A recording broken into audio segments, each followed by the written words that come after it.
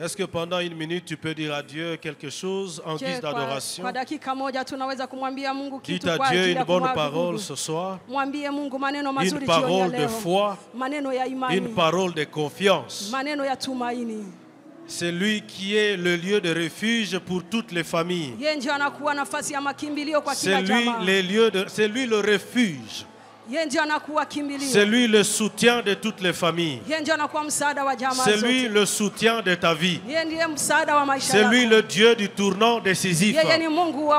C'est lui qui tourne les pages de nos vies. C'est lui qui donne à une vie une vitesse. Le Dieu du tournant décisif qui tourne les pages, qui change le statut, qui donne la vitesse, qui donne la vitesse à une destinée. Alléluia, Seigneur. Pokea sifa zote. Reçois toute la gloire. Pokea sifa zote, Jéhovah. Ce soir, reçois toute la gloire. Parce que c'est toi que nous sommes venus adorer. C'est toi que nous sommes venus célébrer. Alléluia. Alléluia. Bahari za kutii Jehova. Alléluia. Hata milima inatetemeka kwa ajili ya sauti yako Jehova. La voix de l'Éternel. La voix de l'Éternel a une puissance. Lorsqu'elle parle dans ta vie, il y a des montagnes qui sont secouées. Oh mon Dieu, ce soir, laisse que ta voix soit attendue. Attendue dans nos destinées. La voix de Dieu. La voix qui se terre d'autres voix. Alléluia. Alléluia. Alléluia. Merci Jésus. Oh mon Dieu, merci. Oh, Mungu wangu, asante. Est-ce que nous pouvons exprimer cette foi par des acclamations à Jésus? Tunaweza kudhihirisha hii imani kwa kumshangilia Alléluia, Bwana. Alléluia. Merci Jésus. Asante Yesu. On le fait très bien encore. Tunafanya tena Les bonnes acclamations à Jésus. Shangilia vizuri kwa Yesu. Merci Seigneur. Asante Bwana. Amen. Amina. Merci beaucoup. Asante sana. Est-ce que nous pouvons apprécier l'union musicale ce soir pour la grâce de Dieu? Pour la grâce de Dieu. Je veux aussi que nous puissions nous apprécier nous-mêmes dans la présence de Dieu. Acclame Dieu pour ta présence. Acclame Dieu pour la présence de ton frère et de ta sœur. Amen, amen. Alors ce soir, nous disons encore merci à Dieu. Jusqu'ici, il nous soutient. Il nous fortifie dans ce programme, dans ce rendez-vous divin. Et nous croyons à sa grâce réellement. Alléluia. Et cet après-midi, avant que nous puissions aller dans le message du jour, je voudrais que nous fassions quelque chose. Nous allons honorer la mémoire de l'un d'entre nous. Comme vous le savez, depuis lundi, Dieu a décidé de reprendre l'un de nos pasteurs. Et aujourd'hui, pendant que nous sommes dans ce programme, nous voulons dire merci à Dieu pour ce qu'il a permis. Dans Job chapitre 1er, si vous prenez le verset 21, et vous prenez la deuxième partie de ce passage, Job a dit ceci: l'Éternel a donné et l'Éternel a ôté. J'aime sa conclusion. Que le nom de l'Éternel soit béni. Et lorsqu'il continue au verset suivant, en tout cela, Job ne pécha point et n'attribua rien d'injuste à Dieu. Je voudrais que nous puissions juste nous lever encore pendant 1 ou 2 minutes, toute l'église, À l'honneur de notre frère, le pasteur Samuel, kwa kumheshimu ndugu yetu mchungaji Samuel, qui a été il y a quelques jours au milieu de nous, ambaye alikuwa miongoni mwetu kwa siku chache hivi, qui a décidé de donner sa vie au Seigneur, ambaye aliamua kupatia maisha yake Bwana, et qui a pris la résolution de servir Dieu, na aliyechukua uamuzi wa kumtumikia Mungu, sacrifiant même une partie des plaisirs de sa vie. Ilikuwa kabisa ni miongoni mwa nafasi ya maisha yake. Il a décidé de donner sa jeunesse au Seigneur. Aliamua mwenyewe kutoa ujana wake kwa Bwana. Il est vrai que nous nous posons des questions dans nos cœurs en tant qu'église. Ni kweli tunaweza kujiswali ndani ya mioyo yetu kama vile kanisa. Mais nous voulons dire Seigneur, lakini tunataka kusema Bwana, c'est toi qui nous l'as donné. Ni wewe ndiye uliyetupatia et à ton temps tu l'as repris. Na kwa wakati wako ulimchukua mara tena. Et de tout cœur nous te disons merci. Na kwa moyo wote tunakuambia asante. Et que ton nom soit glorifié. Na jina lako lipate kutukuka. Nous allons prier que Dieu préserve les semences de vie qu'il a laissées à Dungu. Tutaenda kuomba Mungu apate kulinda ile mbegu ambazo ameziacha Que pale Dieu préserve l'œuvre de Dungu. Mungu apate kuilinda kazi ya Dungu. Que Dieu préserve sa femme qui est restée. Na Mungu apate kumlinda mke wake aliyebaki. Et que Dieu prenne en charge ses enfants. Na Mungu apate kusupport watoto wake. Est-ce que dans la foi et la confiance à Dieu, je ndani ya imani nous pamoja na matumaini kwa Mungu, tunaweza tu kuinua mikono yetu. Nous associer à l'église à Bunia. Na tunataka kuungana na kanisa hapo Bunia. Pour dire aujourd'hui il a fini sa course. Tusema leo amemaliza mwendo wake, safari yake. Aide-nous à continuer l'œuvre que tu nous as confiée. Tusaidie kuendelea kazi uliyotupatia. Pendant juste 1 minute ou 2 minutes, parlons à Dieu et remercions Dieu pour son œuvre. La Bible déclare, et Job n'attribua rien d'injuste à Dieu. Seigneur, peut-être nous ne comprenons pas ce qui se passe, mais nous croyons que tu es souverain et nous acceptons ta souveraineté. Nous savons que tout ce que tu fais est bon par essence, parce que tu connais ce que tu fais, Seigneur. Soutiens ton église, oh Dieu. Garde le dépôt de semences que ton serviteur a laissé à Dungu. Prends en charge sa femme, mon Dieu, et soutiens ses enfants, oh Dieu. Le père des orphelins et le défenseur des veuves. Nos mains sont levées devant toi ce soir par la foi et la confiance totale à toi, que tu n'échoues jamais et tu prends en charge tes enfants. Ce soir encore une fois de plus, nous sommes témoins de ce que tu es capable de faire. Nous disons que ton nom soit glorifié et que nous puissions tous prendre conscience qu'un jour ou l'autre nous partirons, mais nous voulons partir dans le Seigneur. Que la gloire et l'honneur reviennent à toi. Dans le nom de Jésus, nous t'acclamons. Amen. Nous allons nous rasseoir. Amen. Alors je voudrais dire que nous bénissons Dieu pour la suite de ce programme. Aujourd'hui, je vais encore continuer avec notre enseignement. Mais demain, vendredi, le Seigneur me met à cœur que nous puissions vraiment prier. Alléluia. Nous voulons parler à Dieu. Le tournant décisif n'est pas une formalité, n'est pas une promenade. C'est un moment de décision où nous voulons que des choses changent dans nos vies.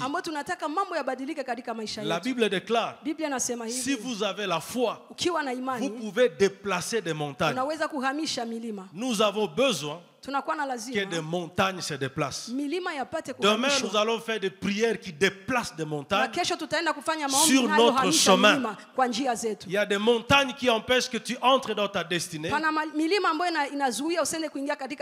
Nous avons besoin que Dieu nous fasse grâce. Le Saint-Esprit nous conduira demain. Nous allons simplement donner une courte exhortation et nous allons avancer dans la prière.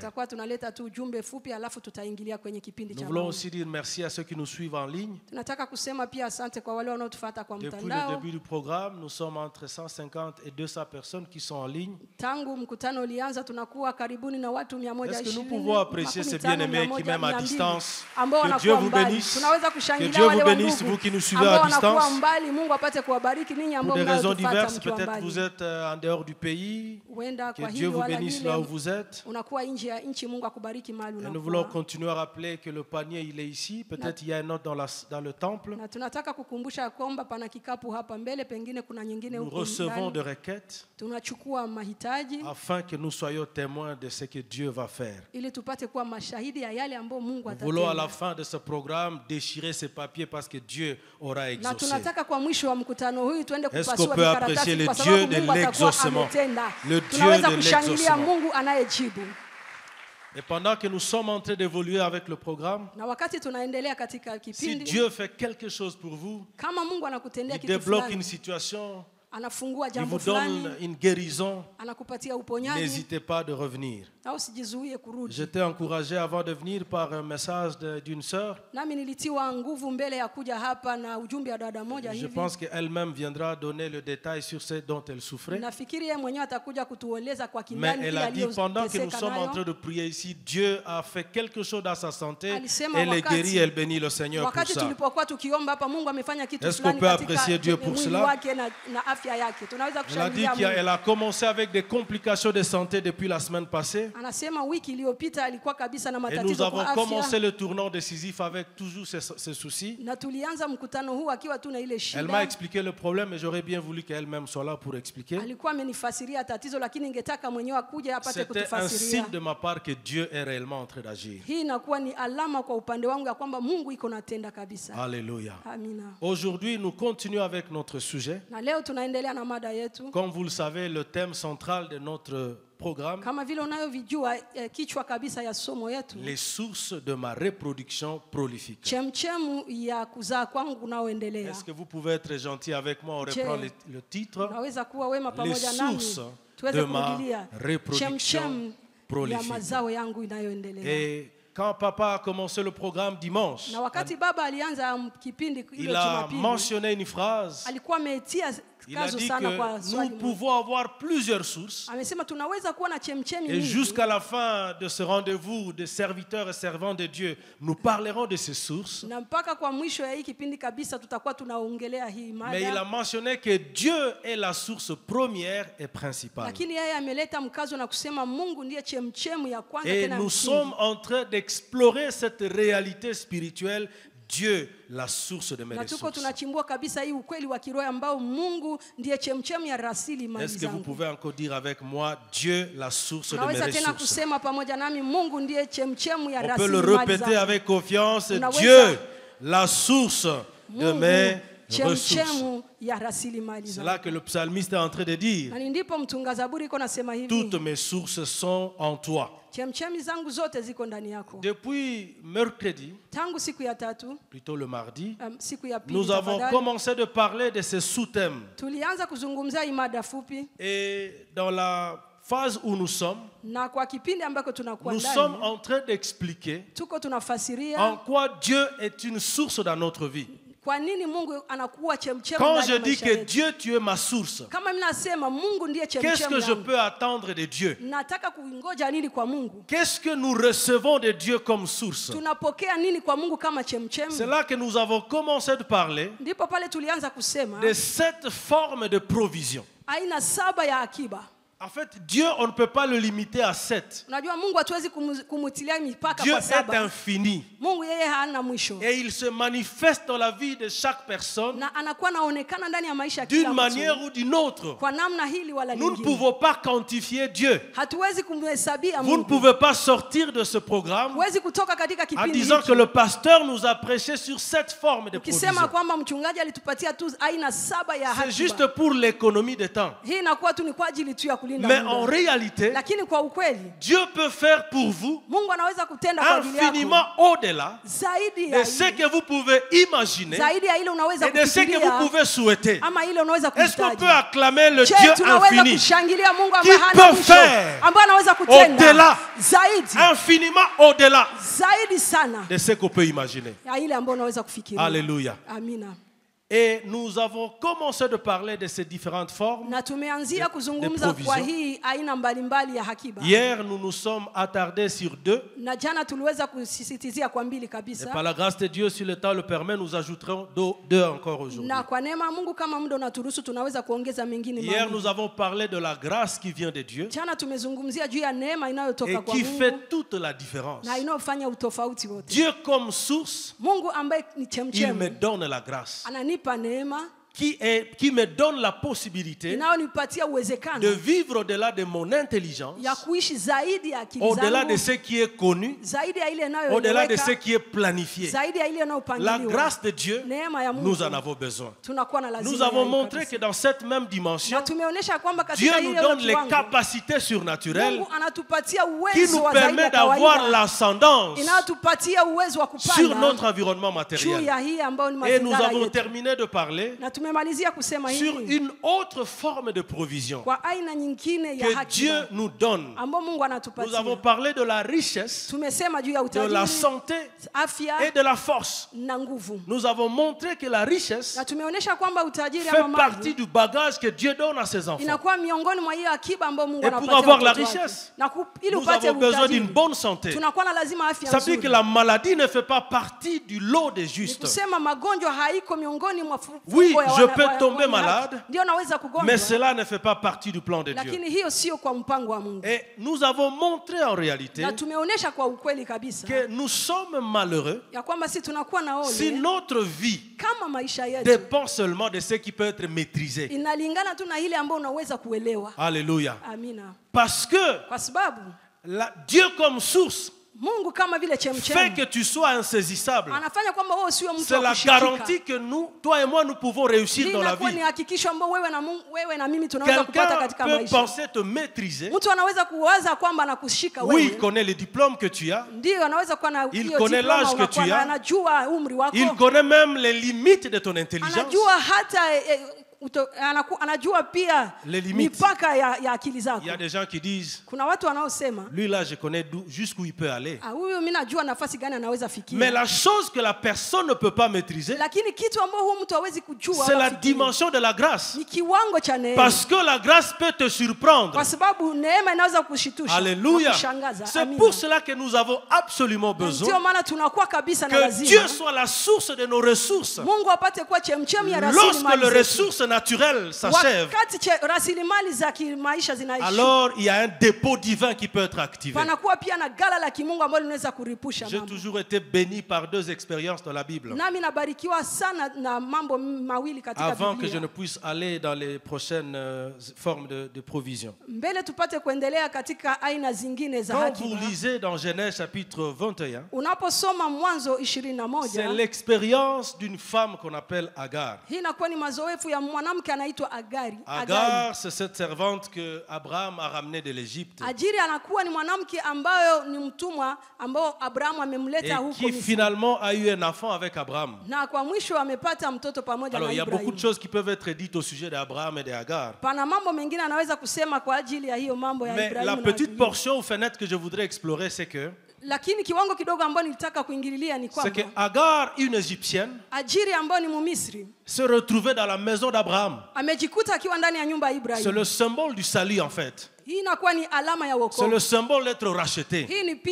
C'est l'image de nous tous qui étions loin de Dieu, mais qui finalement nous avons été rapprochés.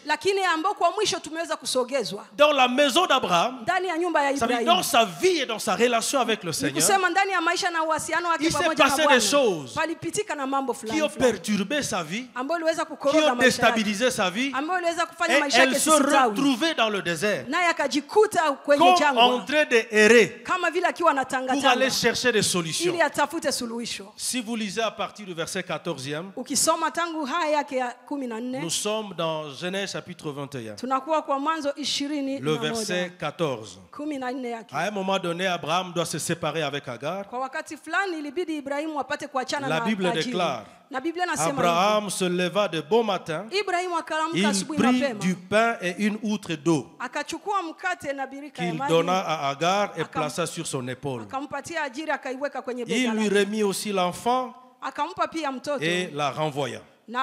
Elle s'en alla et s'égara dans le désert de Beersheba. Parfois dans la vie, on a l'impression qu'on est vraiment perdu. Au verset 15e, quand l'eau de l'outre fut épuisée, elle laissa l'enfant sous un des bras des arbrisseaux et alla s'asseoir vis-à-vis à une portée d'arc, car elle disait, je ne peux pas voir mourir mon enfant. Combien de fois nous faisons face à des situations où tu as l'impression que ta vie est en train de t'échapper. Tu es sans secours. Tu es dans le désert de la vie. Pourtant, il y a peu, tu étais stable dans la maison d'Abraham. La vie peut toujours nous surprendre. Elle s'assit donc vis-à-vis de lui et éleva la voix et pleura. Au verset 17e, Dieu a entendu la voix de l'enfant et l'ange de Dieu appela du ciel Agar et lui dit, qu'as-tu Agar? Ne crains point, car Dieu a entendu la voix de l'enfant dans les lieux où il est. Je prie que Dieu attende ta voix dans le désert où tu es, dans le nom de Jésus. Heureusement que nous avons le Dieu qui attend. Agar n'était plus cette étrangère égyptienne. Son statut venait de changer. Elle était maintenant connectée à la famille de Dieu. C'est pour cela que le regard de Dieu était sur lui. J'aimerais dire à quelqu'un, à partir du moment où tu as donné ta vie à Jésus-Christ, tu n'es pas un étranger. Tu as une identité. Tu es localisable par le ciel. C'est pourquoi dans ce tournant décisif, je prie que ton cri soit entendu par le ciel. Au nom de Jésus. Alléluia. Au verset 18e, lève-toi. Prends l'enfant, saisis-le de ta main, car je ferai de lui une grande nation.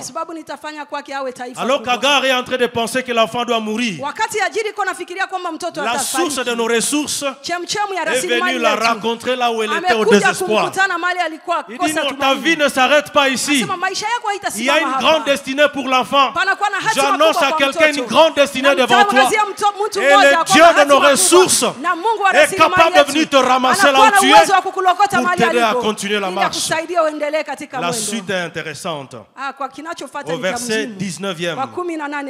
Est-ce qu'on peut lire ensemble pour ceux qui ont le texte? Et Dieu lui ouvrit les yeux et elle vit un puits d'eau et elle alla remplir d'eau l'huître et donna à boire à l'enfant. Est-ce qu'on peut acclamer le Seigneur? La source de nos ressources. Tu es malheureux si tu dépends seulement de la prévision humaine. Abraham lui a donné le pain. Il lui a donné l'eau. C'est le symbole de la prévision humaine. Là où tu es en train d'aller, quand tu auras faim, mange. Quand tu auras soif, tu vas boire. Mais bien aimé dans le Seigneur, à un certain niveau, les ressources humaines prennent toujours fin. Mais la beauté de la vie chrétienne, c'est que nous ne dépendons pas seulement de ce qui est humain. Il y a le divin qui contrôle aussi notre vie. La Bible ne nous dit pas si le puits était toujours à côté d'Agar. Remarquez bien, la Bible dit, quand Dieu est en train de parler à Agar, la Bible déclare, il lui a ouvert les yeux. Et il dit, regarde. Et il a constaté le puits qui était à côté de lui. Est-ce que le puits était toujours là? Est-ce que Dieu venait de le créer? La Bible ne nous donne pas de détails. Mais la bonne chose, c'est que quand Dieu est la source de tes ressources, il ouvre tes yeux afin que tu vois la provision attachée à ta vie. Alléluia. C'est pour cela que nous avons besoin de Dieu comme source de nos ressources. Je m'imagine si Dieu n'était pas la source de cette femme, il est possible que le désert serait devenu leur tombeau. Parce que la mort, elle était là. La femme s'est éloignée. Il dit, je ne suis pas capable de supporter. Mon enfant est en train de mourir. Un projet est en train de mourir. Un projet est en train de mourir. Quelqu'un dit, ma santé est en train de mourir. Quelqu'un voit sa famille en train d'être détruite. Non, je voudrais dire à quelqu'un ce soir, nous avons le Dieu de nos ressources qui est capable de te redonner la provision, qui te permet de continuer de marcher. Est-ce qu'on peut acclamer Jésus? Alléluia. La deuxième belle expérience. La deuxième et belle expérience. Par rapport toujours à Dieu, source de nos ressources. Nous connaissons cette histoire. Il s'agit de prophète Élie. 1 Roi chapitre 17. À partir du verset 5e. Nous pouvons commencer même à partir du verset 2e. Et la parole de l'Éternel fut adressée à Élie en ce mot. Pars d'ici, dirige-toi vers l'Orient. Et cache-toi près du torrent de Kérit, qui est en face du Jourdain. Tu boiras de l'eau du torrent, et j'ai ordonné aux corbeaux de te nourrir là. Il partit et fit selon la parole de l'Éternel. Et il alla s'établir près du torrent de Kérit, qui est en face du Jourdain. Les corbeaux lui apportaient du pain et de la viande le matin, et du pain et de la viande le soir, et il buvait de l'eau du torrent. Je prie que Dieu te donne tout ce dont tu as besoin le matin et le soir. Le verset 7e. Est-ce qu'on peut lire ensemble? Mais au bout d'un certain temps, le torrent fut à sec. Alléluia. Il arrive toujours un moment, parfois la source sur laquelle tu comptais, elle sèche. Elle sèche réellement. Unaanza shangala. Des choses auxquelles tu ne t'attendais pas. Parce que la Bible déclare il ne tomba plus de pluie. Alléluia. Au verset 8e. Alors la parole de l'Éternel lui fut adressée en ces mots. Lève-toi, va à Sarepta, qui appartient à Sidon, et demeure là. Voici, j'y ai ordonné une femme veuve pour te nourrir. Alléluia. Que le Torah sèche ne signifie pas que la vie d'Élie s'arrête là. Quand nous parlons de Dieu comme source de nos ressources, bien aimé, ce sujet il est trop spirituel. Il vous aide d'être à confiance, quelles que soient les saisons. Et je prie réellement que Dieu puisse accomplir cette parole dans nos vies. Bien aimé dans le Seigneur, il y a des hommes et des femmes qui ne comprennent pas cette vérité quand ce qu'ils considèrent être comme la source de leur vie elle sèche, ou une porte se ferme, ils deviennent malheureux. Ça devient comme si la vie s'arrête là.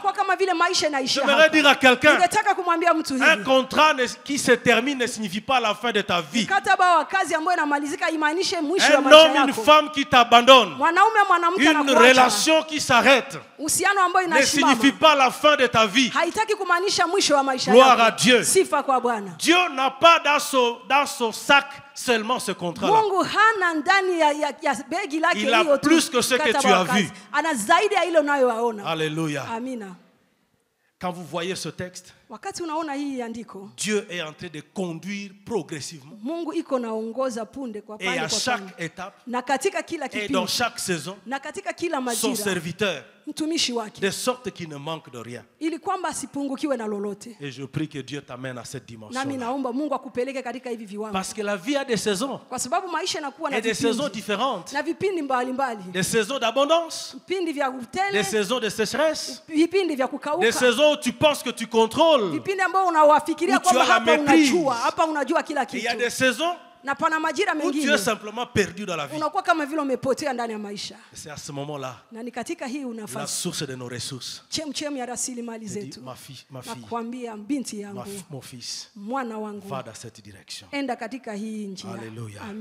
Est-ce qu'on peut encore répéter Dieu, la source de mes ressources? Acclamons le Seigneur ce soir.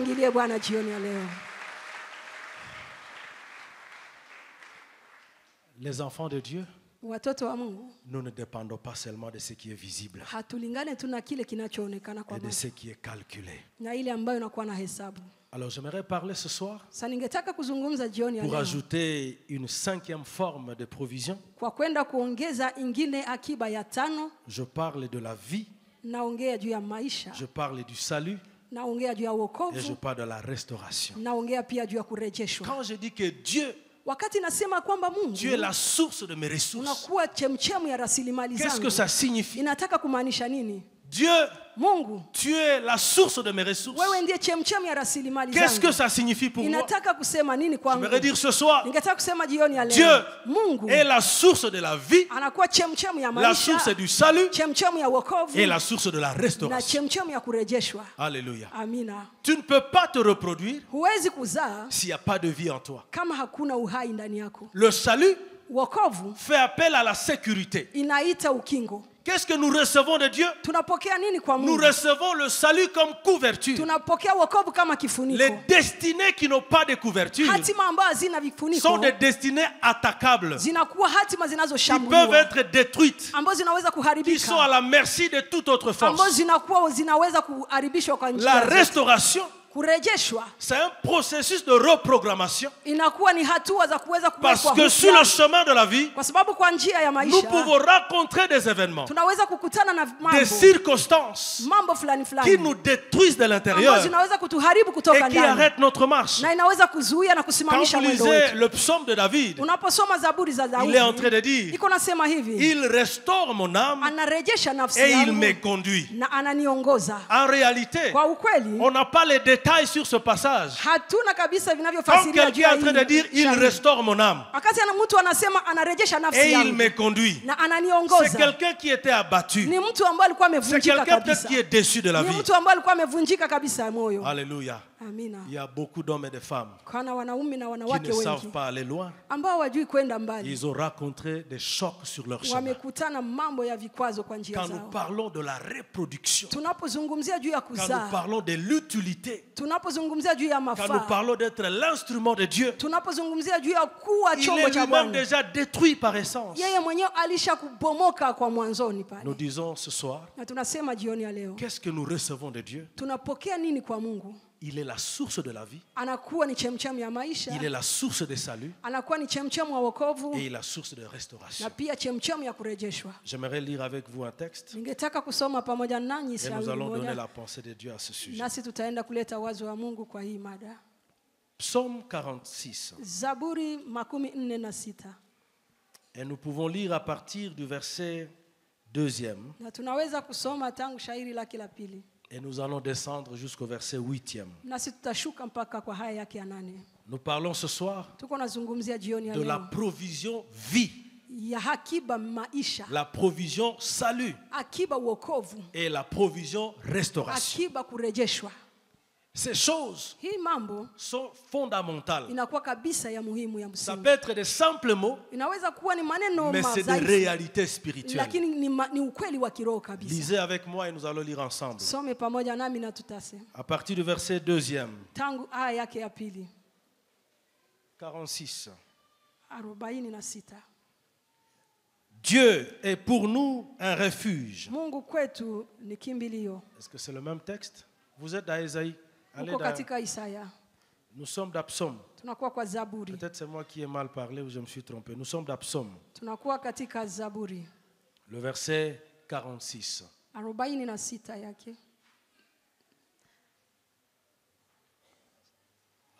Remontez au verset 1er. Alors nous y allons ensemble. Dieu est pour nous un refuge et un appui, un secours qui ne manque jamais dans la détresse. C'est pourquoi nous sommes sans crainte quand la terre est bouleversée et que les montagnes chancellent au cœur de mer. Quand les flots de la mer mugissent, écument, se soulèvent jusqu'à faire trembler les montagnes. Il est un fleuve dont les courants réjouissent la cité de Dieu. J'aimerais qu'on s'arrête là. Quelqu'un peut souligner cette phrase. Au verset 5e, relisons-le ensemble. Il est un fleuve dont le courant réjouisse la cité de Dieu. Dans d'autres versions, il est dit Dieu est la source dont l'eau procure la vie à la cité de Dieu. Il est la source de laquelle source sort de l'eau qui vient arroser la cité de Dieu et qui réjouit la cité de Dieu. Relisons encore le verset 5e. Il est un fleuve dont le courant réjouisse la cité de Dieu, le sanctuaire des demeures du Très-Haut. Dieu est au milieu d'elle. Elle n'est point ébranlée. Dieu la secourt dès l'aube du matin. Des nations s'agitent, des royaumes s'ébranlent. Il fait attendre sa voix. La terre se fond d'épouvante. Le verset 8e est intéressant. L'Éternel des armées est avec nous. Le Dieu de Jacob est pour nous une haute retraite. Amen. Est-ce qu'on peut apprécier la parole de Dieu?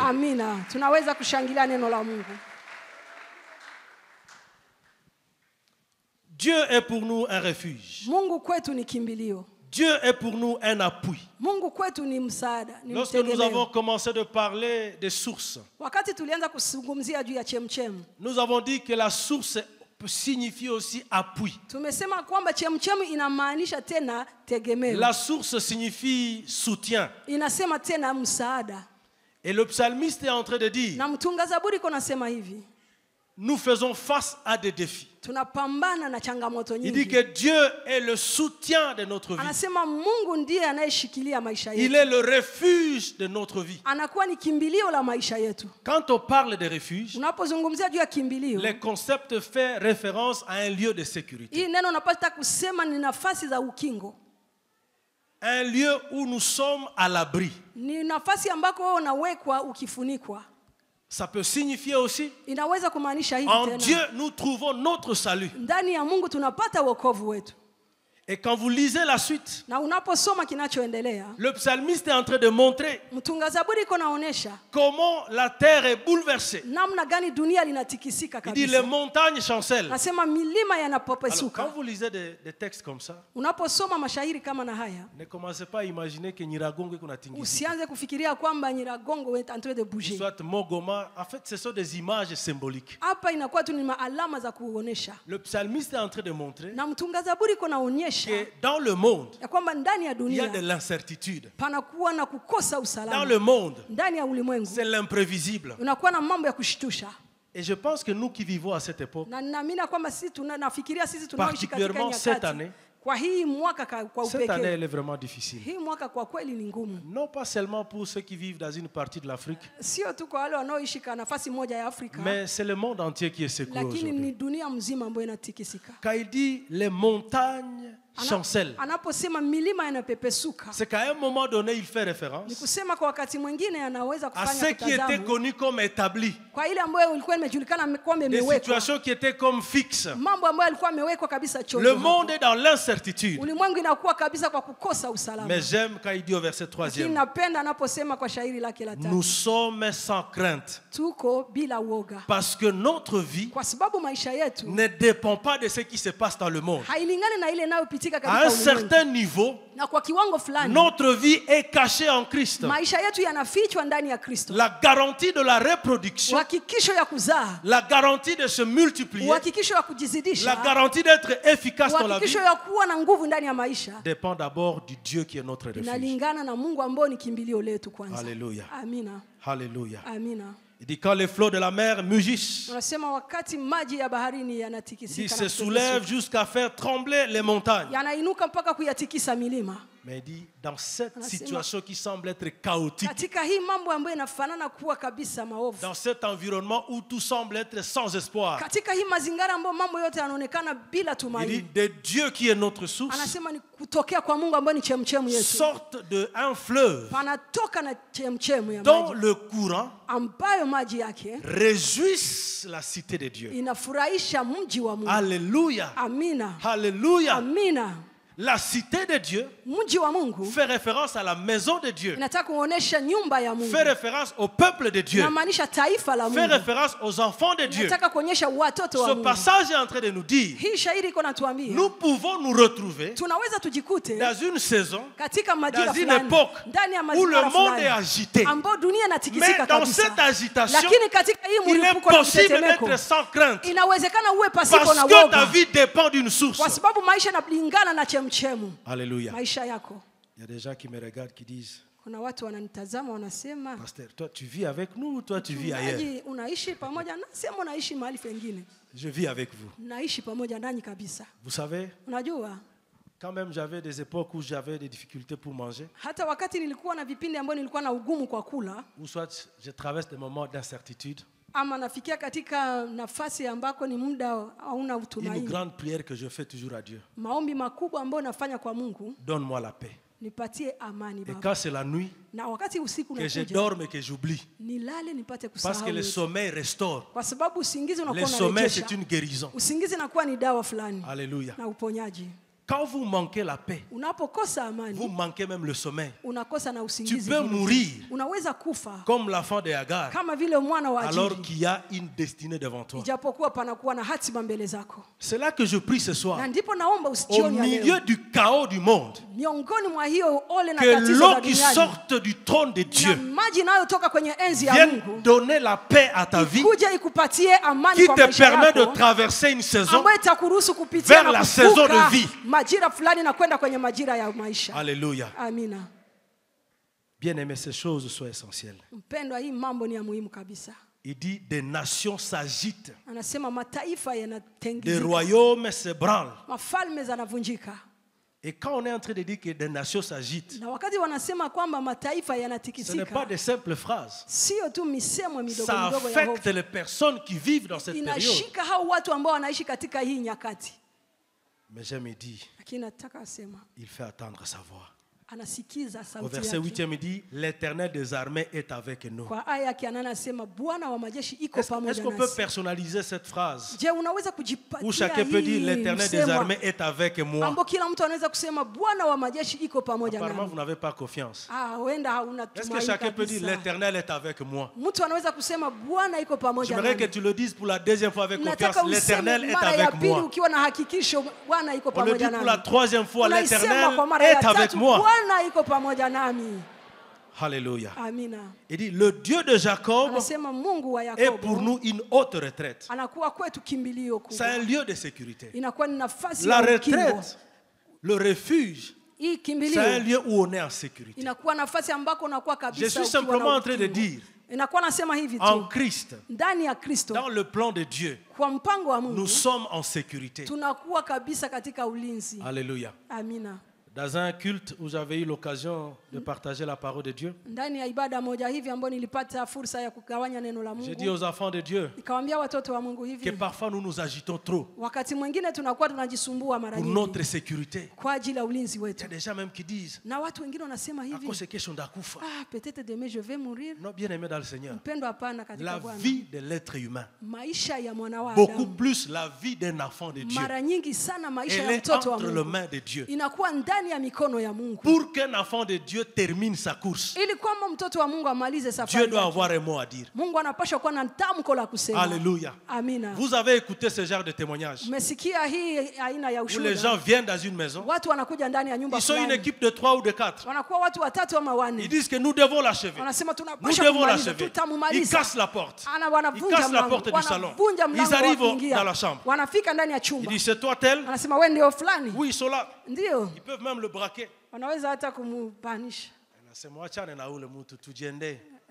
L'un de ceux qui sont venus pour t'achever. Ça, ce n'est pas l'humain. Ça, c'est la destinée de Dieu sur ta vie qui est en train de te sécuriser. C'est là que le psalmiste est en train de dire. Le monde est secoué. Le monde est agité. Il y a la peur autour de l'humanité. Mais toi, en toi, nous sommes en sécurité. Alléluia. Je ne sais pas si vous avez vécu ces expériences. Quelqu'un, il est sur une moto. Et puis, un camion le projette. Et le chauffeur et celui qu'on transporte, il se retrouve par terre.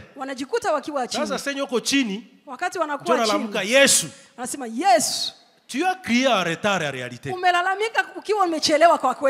Ce n'est pas ton cri là qui te sauve. Il y a une autre prise en charge qui te garde là. Toi, tu es en train de crier Jésus en retard. Il y a certaines prières qui ne nous sauvent pas. C'est la main de Dieu.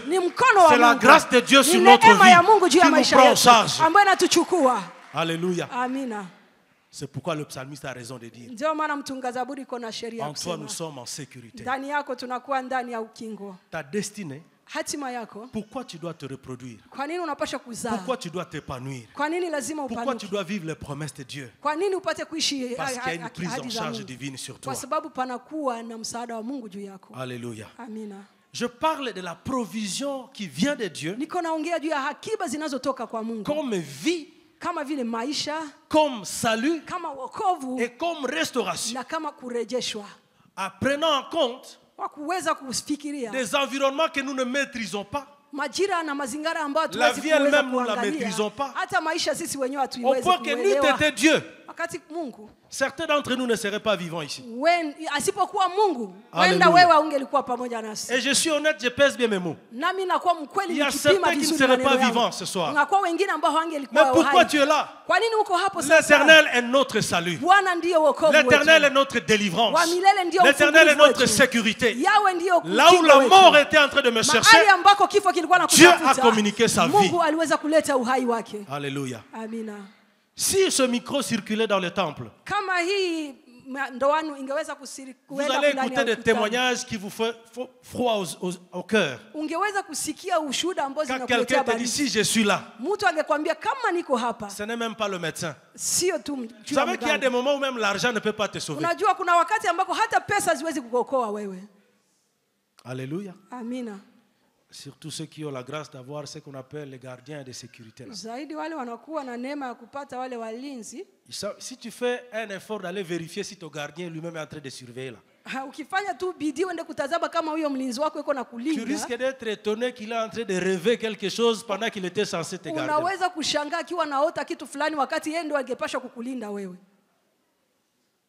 Alléluia.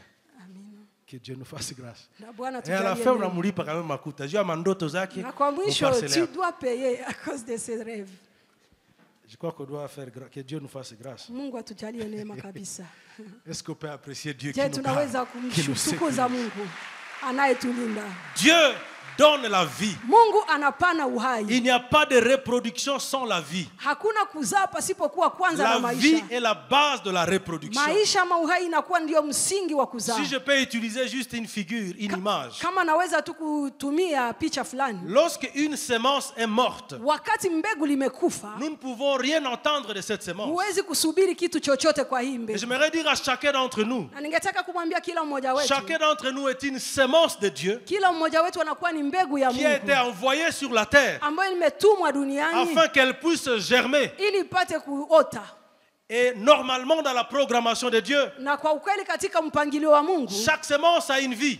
kila mbegu inakuwa na maisha. Mais les circonstances de la vie Lakini hali za peuvent maisha détruire la semence. inaweza likaharibu ili Une mbegu, mauvaise conservation, kuweza kulinda vibaya, une mauvaise manipulation. kuweza kuitumika vibaya. Peut-être la saison n'a pas été bonne. Huenda majira haikukuwa mazuri, La semence peut être gâtée. hii mbegu linaweza kuwekwa kando Elle peut perdre sa vie. na inaweza kupoteza uhai wake. Tout ce que Dieu a placé en vous, Chochote Mungu aliweza weka ndani mwako, tout ce que Dieu a fait de vous et de moi, chote ke Mungu alifanya kwako na mimi, nous sommes une semence de Dieu. sisi tunakuwa ni mbegu ya Mungu. Quand nous parlons de la reproduction, Tunapozungumzia juu ya ça kuzaa, suppose qu'il y a une semence. inataka kusema pana mbegu Et en tant fulani, que semence de Dieu, na kama vile mbegu ya Mungu tu es censé te multiplier. lazima wewe upate Tu es kujizalisha. supposé germer Unaweza kufikiria kwamba unaweza afin kuota d'être profitable. ili kwamba upate Est-ce que kufaidia. vous savez Unajua qu'il y a des personnes qui ont été envoyées sur la terre kwamba pana watu wametumwa hapa duniani porteuses d'une semence wakiwa wamebeba mbegu qui doit fulani s'exprimer comme un ministère. ambayo inaweza kudhihirika kama vile Un huduma, ministère puissant huduma lenye nguvu, par lequel ambao kupitia le hili salut de plusieurs arriverait. wokovu ya wengi inaweza Tu as été kutokea. envoyé sur la terre Umetumwa hapa comme une duniani semence de Dieu. kama vile mbegu ya Mungu, Et il faut qu'il y ait la vie en toi na lazima pawepo na uhai ndani pour que ce mwako ministère sorte. ili kwamba hii huduma ipate kutoka nje. Alléluia. Amina. Il y a des hommes et des femmes Pana wanaume na que Dieu a wanawake envoyés sur la terre ambao Mungu aliwatuma hapa qui chini ya peuvent jua, composer un cantique comme l'union musicale. ambao wanaweza kutunga wimbo kama Quand vile tu kwaya écoutes ces letu. cantiques, Unaposikia hili tu es nyimbo guéri, unapona tu es mara moja, encouragé. unakuwa na wekwa Mais nguvu. pour que ces cantiques délivrent Lakini quelqu'un, ili kwamba hizi nyimbo zipate il doit avoir kufunga la mtu, vie. lazima pawepo na uhai. Alléluia. Amina. Il y a parole et parole. Kuna neno na neno Et il y a cantique et na cantique. kuna nyimbo na nyimbo. Alléluia. Amina. Il y a des hommes et des femmes Pana wanaume na que wanawake Dieu a envoyés comme semences ambao Mungu aliwatuma kama et mbegu qui doivent créer des entreprises, na ambazo zinapaswa kuunda qui doivent makampuni, monter des projets zinaweza kufanya qui makampuni sont na la miradi solution de Dieu. ambayo inakuwa suluhisho za Mungu. Alléluia. Amina. Mais pour que ces entreprises de vie Lakini existent, ili kwamba hizi kampuni zipate il kuishi, faut qu'il y ait la vie. lazima pawepo kwanza maisha.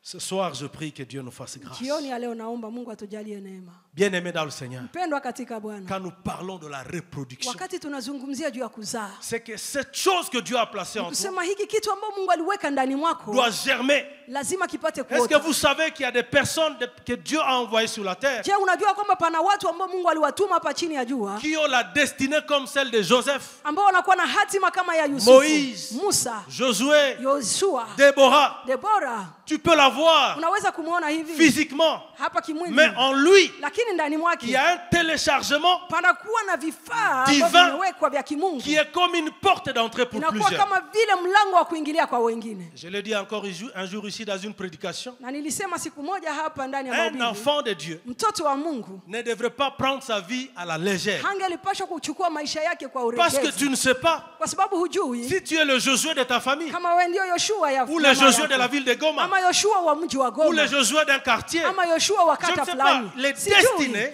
Hatima c'est une programmation de Dieu. inakuwa ni mpangilio ya Mungu. Mais pour que toutes ces choses arrivent, Lakini ili kwamba mambo yote haya yapate parce que kufikia, vous êtes une kwa semence, sababu wewe unakuwa ni mbegu, vous devez avoir la vie en vous. unapaswa kuwa na uhai ndani mwako. Alléluia. Amina. C'est pourquoi quand Jésus est venu, Ndio maana wakati Yesu il alikuja a dit je suis la vie. alisema mimi ndiye uzima, Parce que le contraire de la vie existe. kwa sababu kinyume ya maisha inakuwaka. Il y a quelqu'un qui avait dit un jour, Kuna mtu alisema siku moja hivi, il a dit les lieux les plus enrichis, anasema nafasi ambako ina utajiri sana c'est le cimetière. inakuwa ni makaburi, Parce qu'il y a beaucoup de richesses kwa sababu hapo pana utajiri qui ont nyingi été enterrées là-bas. ambazo zimezikwa huko. Pourquoi? Parce que Kwa nini? Kwa sababu avant d'aller enterrer la personne, mbele ya kwenda kumzika on En réalité, elle était elle-même déjà morte. Kwa kweli alikuwa tayari amekufa. Parce qu'elle ne valait absolument rien. Kwa sababu yeye hakufalia tena lolote. Dieu l'a envoyé sur la terre. Mungu alimtuma hapa chini ya jua. Avec un contenu divin. Akiwa na akiba za kimungu. Mais à un moment donné de son parcours, lakini kwa wakati mmoja le contenu en lui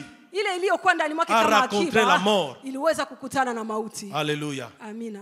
Et ce soir, na jioni ya leo, ma prière est que maombi yangu ni kwamba Dieu redonne la vie Mungu apate kumpatia à mtu ce qu'il a placé en toi, kwa ile ambayo aliweka ndani afin mwako, que cela puisse germer. ili yale mambo yapate kuota na kumea. Alléluia. Amina.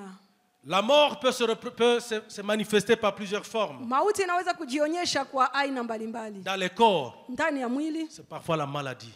wakati mwingine ni magonjwa. Il y a des gens qui luttent avec la maladie. Kuna watu ambao wanapigana na au magonjwa. point qu'ils ne peuvent plus réfléchir à autre chose. Kwa kiwango kwamba hawezi kufikiria mambo mengine. Je prie que Dieu, naomba Mungu, dans ce programme, katika hii mpango, communique la vie à votre corps. Atangazie maisha ndani ya mwili wako. Alléluia. Amina. La vie dans votre corps. Maisha ndani ya mwili wako. Vous savez qu'il y a des gens unajua kuna watu qui luttent dans leur existence wanapigana kwa kuwepo kwao. juste pour se sentir bien. Ili wajisikie tu vizuri il ne kidogo. peut rien, il ne peut pas réfléchir à autre chose. Hawezi kufikiria mambo mengine à un moment donné, c'est le pied, wakati mwingine mguu, c'est l'estomac, inakuwa ni mfuko wa c'est le chakula, bras. inakuwa ni mkono. Mais finalement, il s'est dit, mais c'est comme si tu transportes la mort. Kama vile unabeba kabisa mauti. Bien-aimé dans le Seigneur, Jésus a dit, je suis la vie et la résurrection.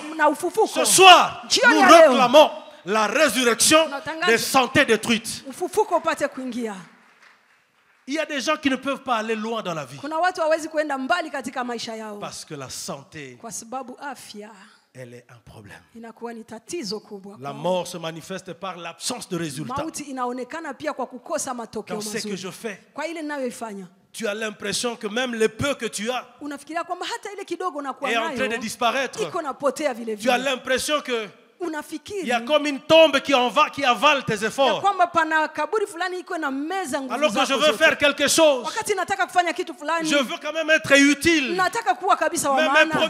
mes premiers efforts, lakini nguvu zangu on dirait que c'est une tombe. Ni kama vile ni kaburi fulani. J'ai parlé avec quelqu'un qui disait, nilikuwa nazungumza na mtu mmoja alisema hivi, pasteur, je n'ai plus le courage d'investir. Mchungaji, sina tena hata parce que les quelques fois que j'ai essayé, kwa sababu ile muda fulani ambao nimepima, tout ce que j'ai essayé c'était englouti. Ile yote niliyopima ilikuwa kama imemezwa kabisa. Bien-aimé dans le Seigneur, Jésus dit que je suis la vie. Yesu anasema mimi ndiye uzima. Il y a des gens qui ne savent pas avancer. Kuna watu ambao hawajui kuendelea. Ils ont fait l'expérience de échecs. Wamefanya uzoefu ya mambo ya kushindwa. Mais dans ce programme du tournant décisif, lakini katika hii mpango nous voulons recevoir de Dieu la vie tunataka kupokea kwa Mungu qui peut nous redonner encore de l'espérance. Anaweza kutupatia tena tumaini. Le psalmiste est en train de dire, Tunga Zaburi iko nasema au milieu du chaos du monde, kwa miongoni mwa kushindwa les nations s'agitent, mataifa yanatetemeka, les fondements de la terre sont ébranlés, misingi ya ulimwengu yanatikisika. mais du trône de Dieu jaillit un fleuve lakini kwa enzi ya Mungu qui peut nous redonner encore la joie. ambayo inaweza tena kupatia furaha. Alléluia. Amina.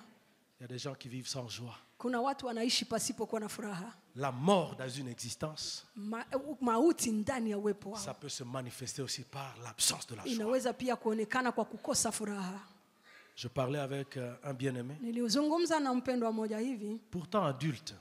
Japokuwa ni mtu mzima. Pas un enfant. Sio mtoto kabisa. Il dit, pasteur, anasema mchungaji, moi que tu vois ici, mimi unaimuona hapa, je n'ai pas la joie. Sina hata furaha. Et je ne connais pas ce que ça signifie la joie. Na sijui nini maana ya furaha. Et tu vois quelqu'un, il est autour de 30-35 ans. Unaona mtu akiwa karibuni kwa miaka 30-35 hivi. Et même quand il essaie de rire, na hata kama anapima kucheka kidogo, tu te poses la question, il pleure ou il rit? Swali, je, huyu analia ama anacheka? C'est comme un rire forcé. Ni kama vile cheko ya kukaza kaza. Je prie que Dieu te donne un cantique nouveau. Naomba Mungu akupatie wimbo mpya. Un cantique nouveau. Wimbo mpya. Il dit le fleuve Asema peuvent réjouir. Inaweza kufurahisha. Je prie que ce mois de juin naomba hii mwezi wa 6 t'introduise dans une saison ikuingize katika où tu vas sentir la joie dans ta vie. Utasikia furaha ndani ya maisha yako. Alléluia. Amina. Vous qui riez là, il y a les autres qui ne rient pas. Nini mko cheka hapo? Kuna wengine hawachekagi hata. Que Dieu nous accorde la grâce. Na Mungu atujalie neema. Vous savez même l'absence du rire. Unajua kukosa cheko. L'absence de la joie. Kukosa furaha. inatuzeekesha kambi. Ça fait assez que depuis un temps j'ai commencé à faire l'exercice de rire pour quand même un peu me dégager. Wakati ambako nilianza kufanya mazoezi ya kucheka ili nijisikie vizuri. Je demande au Seigneur. Naomba Bwana. Donne-moi la paix du cœur. Nipatie amani ya rohoni. Donne-moi la joie. Nipatie furaha. Comment la mort arrive? namna gani mauti inafika. Le péché est une vie loin de Dieu. Zambi na maisha Les erreurs du parcours, les mauvaises relations, contacts. Kushindwa na dhambi za na kukutanana na watu wabaya. Les attaques et les oppressions du diable. Mashambulizi ya ibilisi. Qui détruisent les vies. Ambayo inaharibu maisha mengi. Mais Jésus dit. Lakini Yesu anasema hivi. Dans Jean chapitre 11 le verset 25. Je suis la résurrection. Mimi ndiye ufufuko. Et la vie. Na uzima. Et ce soir, et pendant tout ce mois du tournant décisif, je prie que Dieu ressuscite, que Dieu ramène à la vie ce qui est mort à toi. Il y a des gens qui t'encouragent même à t'enfoncer. Mais la bonne nouvelle, c'est que tu es à la place où celui qui s'appelle la résurrection et la vie. Alléluia. Amina. La résurrection et la vie. Quelqu'un peut-il regarder sa vie? Qu'est-ce qui est mort entre tes mains? Un projet? Un ministère? Ta relation avec Dieu? Ta famille? Ton projet? Ton business? Ce mois de juin, c'est le mois où quelqu'un prend conscience que j'ai besoin de la vie de Dieu. J'ai besoin de ce qui est vivant entre mes mains. J'aime l'expérience de cette femme dans la Bible. On la présente comme une prostituée. Mais même si elle était prostituée, elle était vigilante. Parfois les enfants de Dieu, nous sommes un peu distraits là. Mais même si on ne sait pas si elle connaissait Dieu ou pas, la Bible déclare elles étaient à deux. Et la nuit, l'une d'entre elles a passé nuit sur son enfant. Il a changé l'enfant. Le matin, la femme regarde. Attends, ça ce n'est pas mon fils. Quelqu'un doit regarder une vie qu'il mène. Est-ce que c'est ça la vie que je dois mener? Et la femme, la Bible déclare, prostituée de son état. Ce n'est pas moi, c'est la Bible qui dit. Ne me dites pas que je suis en train de cataloguer les gens. Elle a pris le bébé. Il est allé vers le juge, le roi Salomon. Il dit, roi, celui-ci n'est pas mon enfant. J'ai besoin de mon enfant. La Bible déclare, le roi a fait le jugement. Il a élevé son épée de jugement. Il est temps que quelqu'un s'élève pour dire, j'ai besoin du jugement de Dieu sur une situation qui a duré. Nous avons besoin de prendre ce cadavre qu'on nous a collé. Pour dire, Seigneur, c'est toi qui connais ce qui m'appartient. Mais celui-ci n'est pas mon enfant. Ça, ce n'est pas la vie que je dois mener. Je suis ton enfant. Ça, ce n'est pas le type de business que je dois avoir. Ça, ce n'est pas la santé. L'épée de justice représente la parole de Dieu. Ça veut dire, je viens devant le Seigneur pour dire, qu'est-ce que ta parole prévoit pour moi? Et je refuse ce que la réalité m'a donné.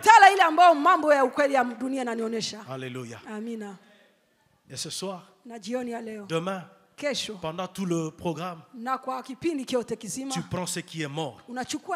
Tu dis, je laisse ce qui est mort. Je retourne à ce qui est vivant. Je laisse ce qui est mort. Je retourne avec ce qui a vie. Alléluia. Je vois quelqu'un au sortir de ce programme. La vie revient dans sa vie. La vie de Dieu vient dans ta vie. La vie de Dieu revient dans ton ministère. La vie de Dieu revient dans ta famille. La vie de Dieu. Bien-aimé dans le Seigneur. Vous savez, il y a des choses. On ne doit pas regarder ça avec beaucoup de distractions. Il y a un jeune couple que je connais. Ils ont leurs enfants. Mais quand ils regardent l'un des enfants, il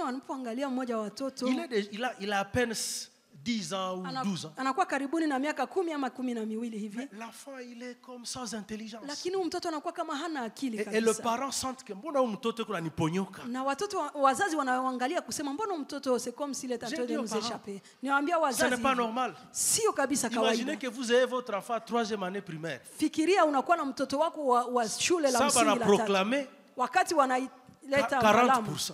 Anakuwa na asilimia 10. Vous êtes parents. Ceux qui ne sont pas parents, vous ne comprenez pas. Wenye hawako wazazi hawaelewe kitu. Papa, mtoto angali mdogo. Hana masusi, anakula 40%. Inatokea wapi? Il amène 40%, ça vient d'où ça? Tu essaies un peu de te regarder. Unatazama unapima kujiangalia. Les enfants disent que nous les parents, watoto wanasema parents dira qu'il est choué. Hakuna mzazi mwalikuwa anatika alikuwa na j'étais premier. Wazazi wote wanasema mimi nilikuwa toka tu wa kwanza. Alors, le papa regarde quand même si je n'étais pas excellent, c'était quand même 65, ça passe. Hata kama sikuwa kabisa wa kwanza, mimi nilikuwa napata hata 60. Et ma femme, je crois que 62, donc ça passe. Na mke wangu alikuwa apata 60. Hii 40% natokea wapi? Hii c'est 40%, ça vient d'où ça? Ça, on ne doit pas regarder en rigolant. Hapa tuwezi kuangalia ukiwa unacheka cheka. Ça, c'est une destinée qui est détruite à partir de l'école primaire. Hii inakuwa ni hatima iko inaharibika ikiwa kwa msingi, kwa shule la msingi. Là, je récupère mon enfant. Hapa ninachukua mtoto wangu. Je dis Seigneur. Asema Bwana. Et vous savez, même je ne suis pas biologiste ou médecin. Unajua mimi siko mwanabiolojia wala mganga. Il semble qu'on dit ceci. Lakini unasema hivi. Batoto beba wanazaliwaka na wazazi washazeeka sana. Les enfants qui sont nés pendant que les parents sont il semble que banakuwa na difficultés à acquérir ça je ne sais pas. Difficultés intellectuelles, moi je ne sais pas. Maintenant. Sasa. À l'époque, tu avais 27 ans, tu es marié. Wakati huo ulikuwa na miaka 27. Et ta femme, je ne sais pas, bon, les Africains marient les filles qui sont plus écart et amoureux sana. Si ta femme avait un écart de 10 ans, donc il avait 17 ans. Non, ça c'est compliqué. Kama alikuwa na miaka 17, hii kabisa. Je crois que non, on doit monter un peu parce que 17 ans c'est kupanda kidogo, hiyo 17 ya miaka ni kidogo sana. Les frères n'allaient pas à l'école, mais il y a des sœurs qui ont grandi ici. Wakaka msiende kwenye shule la Jumapili, kuna wadada wamekomaa hapa. J'avais 27 ans. Nilikuwa na miaka 27. Ma femme a 20 ans. Na mke wangu anayo 20 Nous sommes frères. Tumekuwa kabisa wabichi sana. Tunazala mtoto ka bien. Et nous avons mis au monde un bon enfant. 40% natokea wapi? D'où vient les 40%, bien aimé? Je prends mon enfant, je dis Seigneur. C'est la vigueur de ma vie. Je suis en train de dire, il y a certaines choses, ne les regardons pas avec les yeux physiques. Alléluia. Amina. Tu dois te lever, tu dis. Oui, physiquement, ça c'est mon enfant. Mais dans la dimension spirituelle, je pense qu'il y a quelque chose qui ne marche pas. Alléluia. Amina. Et je prie. Le Dieu qui donne la vie, la source de mes ressources, il est le Dieu qui donne la vie. Dieu peut redonner la vie à ton corps. Dieu peut redonner la vie à ton ministère. Dieu peut redonner la vie à tes affaires. Dieu peut redonner la vie à ta famille. Et il n'y a pas de reproduction sans la vie. Alléluia. Demain, nous parlerons en détail du salut et de la restauration. Avant d'entrer en prière. Lèvons-nous, bien-aimés.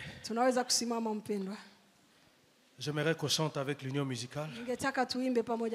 Même si les océans de chair, je les traverserai avec toi. Père, tu domines les tempêtes. Je suis tranquille car tu es là. Oh, je suis tranquille car tu... Chantons encore. Même si les océans se déchaînent, je les traverserai avec toi.